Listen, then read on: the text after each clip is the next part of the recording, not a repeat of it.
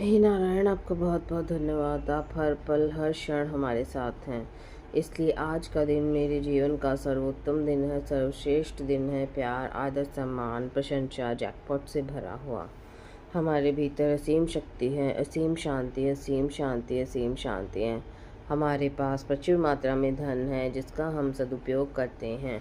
हमारे संपर्क में आने वाला हर व्यक्ति, वस्तु, स्थान, परिस्थिति, धन, यातायात, मौसम सभी कुछ हमारे अनुकूल हैं। हम कृपाशाली हैं, हम भाग्यशाली हैं। हम पर नारायण की असीम कृपा है, असीम कृपा है, असीम कृपा है। नारायण, आपके आशीर्वाद से हमारा घर सुख, शांति और समृद्धि से भरा हुआ है।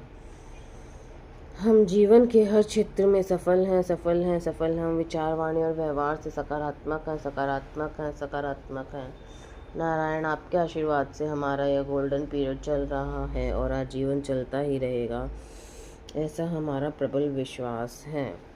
धन्यवाद। राम राम 1, राम राम 2, राम राम 3, राम राम 4, राम राम 5, राम राम 6, राम राम 7, राम राम 8, राम राम 9, राम राम 10, राम राम 11, राम राम 12, राम राम 13, राम राम 14, राम राम 15, राम राम 16, राम राम 17, राम राम 18, राम राम 19, राम राम 20, राम राम 21। नारायण नारायण।